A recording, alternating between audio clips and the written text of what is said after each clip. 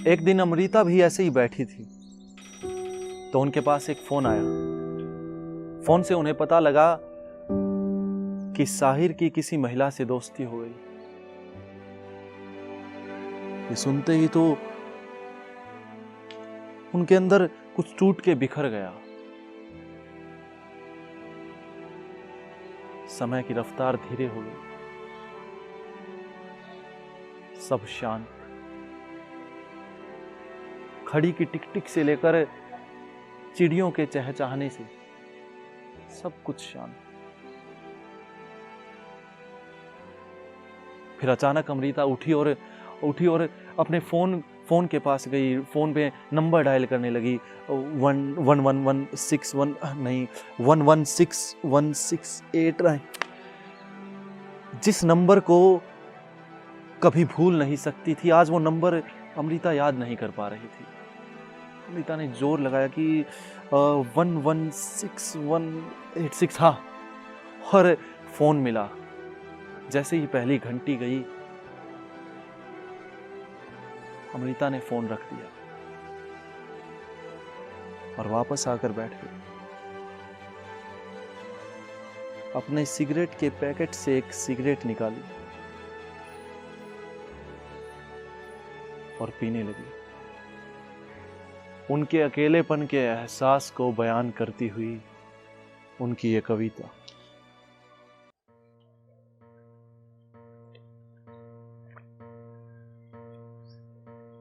मैं चुप, शांत और अडोल खड़ी थी। पास बहते समुद्र में तूफान था। फिर खुदा जाने क्या हुआ, समुद्र ने तूफान की एक पोटली बांधी और मेरे हाथों में थमा दी। हैरान थी पर उसका चमत्कार ले लिया, क्योंकि मुझे पता था कि ऐसी घटनाएं सदियों में एक बार होती है। लाखों ख्याल आए, माथे पर झिलमिलाए, पर खड़ी रही उसको उठाकर कि कैसे इसे अपने शहर ले जाऊंगी, क्योंकि मेरे शहर की हर गली संकरी, मेरे शहर की हर छत नीची और मेरे शहर की हर दीवार चुगली। सोचा कि अगर तू कहीं मिले तो तूफान को छाती पर रखकर हम दो किनारों की तरह हंस सकते हैं और नीची छतों में संकरी गलियों के इस शहर में हम बस सकते हैं। मैं सारी दोपहर तुझे ढूंढती रही, तू कहीं नहीं मिला और अपने अंदर की आग को खुद ही पी लिया।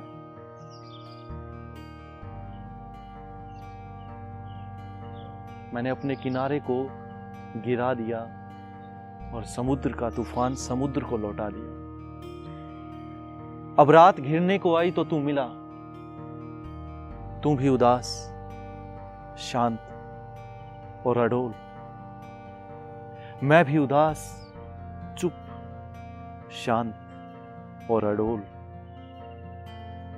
सिर्फ दूर बहते समुद्र में तूफान था।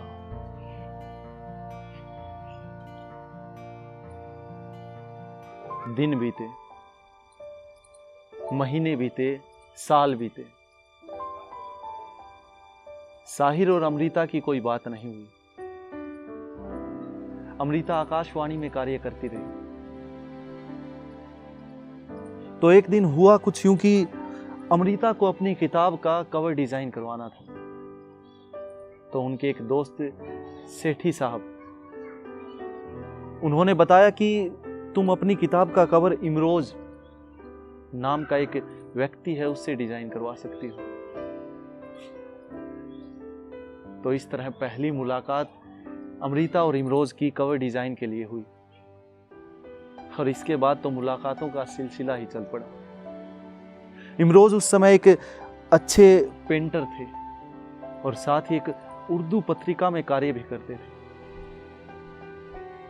तो जब इमरोज ने आखिरी खत किताब का कवर डिजाइन किया तो उन्हें काफी अच्छा लगा। धीरे धीरे दोनों मिलने लगे, बातें होती रही, हर रोज ही मिलना हुआ। लेकिन कभी उन्होंने आपस में प्यार का इजहार नहीं किया। तो एक दिन बैठे बैठे इमरोज ने कहा कि अमृता, हम दोनों एक साथ मिलते हैं हर रोज, तो क्यों ना एक साथ रहा जाए। अमृता ने भी हामी भर दी। उसके बाद वो हौज खास के एक मकान में एक साथ रहने लगे और यहीं से शुरुआत होती है भारत की पहली लिव इन रिलेशनशिप की। अमृता और इमरोज एक ही घर में एक ही छत के नीचे रहे, मगर हमेशा अलग अलग कमरों में। अमृता को रात में लिखने का शौक था और साथ में चाय पीने का भी। तो इमरोज लगातार 15 सालों तक हर रोज रात को उठते 1 बजे और अमृता के लिए चुपचाप दबे पांव चाय बनाते और उसके पास रख कर वापस आ जाते। एक बार अमृता ने कहा था कि अंबर की पाक सुराही, बादल से एक जाम उठाकर, घूंट चांदनी पी है हमने, बात कुफ्र की है हमने, कैसे इसका कर्ज चुकाएं, यो मौत के हाथों जिंदगी ली है हमने, बात कुफ्र की है हमने। अमृता और इमरोज बिल्कुल एक दूसरे में घुल मिल गए थे। अमृता अगर रोटियां बनाती तो इमरोज चाय, अमृता अगर बर्तन धोती तो इमरोज पानी गर्म करता। अमृता इमरोज के लिए खाली कैनवास की तरह थी, जिसमें इमरोज अपने प्यार के रंग भरना चाहता था। लेकिन इमरोज के लिए साहिर का रंग हमेशा भारी पड़ता।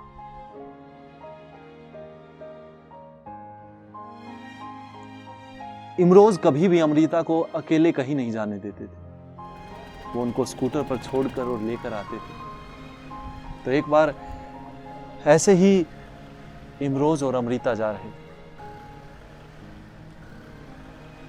तो अमृता स्कूटर पर पीछे बैठकर इमरोज के पीठ पर कुछ लिख रही थी और मिटा रही थी, लिख रही थी और मिटा रही थी। वो नाम था साहिर। और देखिए, इमरोज को इस बात का पता था कि अमृता उसकी पीठ पर साहिर लिख रही है, लेकिन वो चुप रहे और साहिर के नाम के बोझ को अपने पीठ पर उठाते रहे। एक बार ऐसे ही अमृता ने हंसकर कहा कि इमरोज, अगर मुझे साहिर मिल जाता तो मुझे तुम ना मिलते। और इमरोज ने पता है क्या जवाब दिया? इमरोज ने कहा कि मैं तो तुम्हें ढूंढ ही लेता, कहीं ना कहीं, चाहे मुझे साहिर के घर नमाज पढ़ते हुए तुम्हें ढूंढना पड़ता। और जानते हैं अमृता ने इमरोज की बात सुनकर क्या कहा? राही, तुम मुझे जिंदगी की संध्या बेला में क्यों मिले? मिलना था तो जिंदगी की दोपहर में मिलते। तुम्हारी दोपहर की ताप को तो महसूस कर पाते। इसके बाद तो अमृता और इमरोज जिंदगी भर साथ रहे। एक बार पता है क्या हुआ? इमरोज को मुंबई में नौकरी लगी गुरुदत्त के यहां। तो वो अमृता के पास खुशी खुशी आए और उन्हें बताया कि मेरी नौकरी लग गई है और वेतन भी मेरे कहे अनुसार है। अमृता एक बार के लिए तो खुश हुई,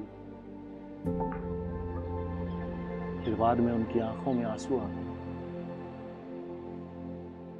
उन्हें लगा कि मुंबई जाने के बाद कहीं इमरोज भी मुझे भूल तो नहीं जाएंगे। लेकिन अमृता ने इमरोज के आगे अपने आंसू जाहिर नहीं किए। इमरोज मुंबई चले गए। मुंबई जाते ही 2 दिन बाद अमृता को बुखार हो गया और जब ये बात इमरोज को पता लगी तो इमरोज भागे भागे वापस आ गए और अमृता को कभी नहीं बताया कि उन्होंने नौकरी किस लिए छोड़ी।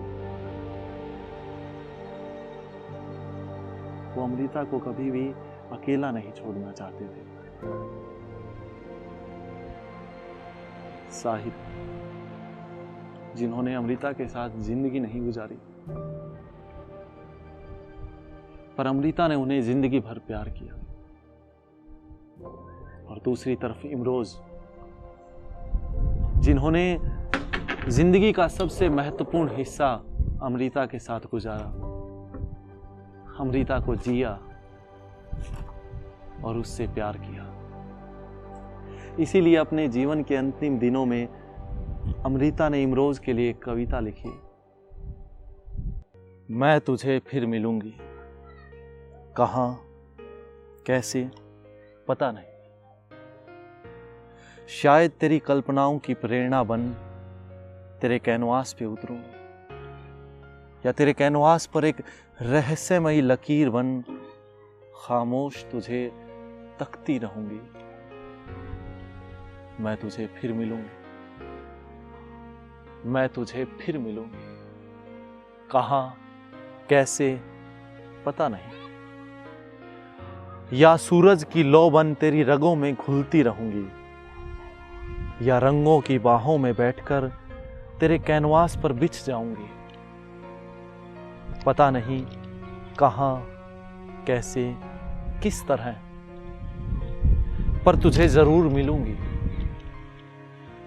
या फिर एक चश्मा बनी जैसे झरने से पानी उड़ता है, मैं पानी की बूंदें तेरे बदन पर मलूंगी, और एक शीतल एहसास बन तेरे सीने से लगूंगी।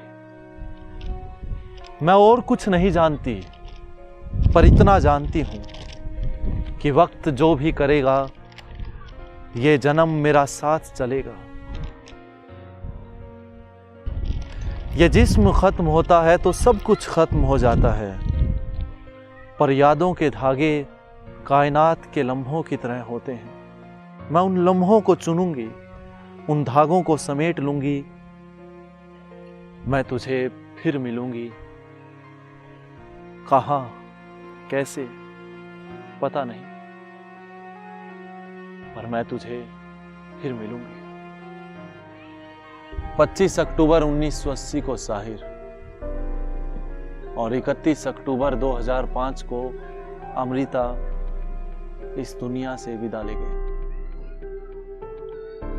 लेकिन उनके विचार, उनकी कहानियां, उनकी कविताएं और उनके गीत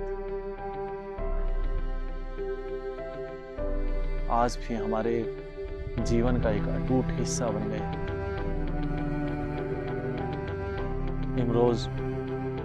इमरोज आज भी अमृता के लिए कविताएं लिखता है, अमृता की तस्वीरें बनाता है। इमरोज का पूरा घर अमृता की तस्वीरों से सजा हुआ है।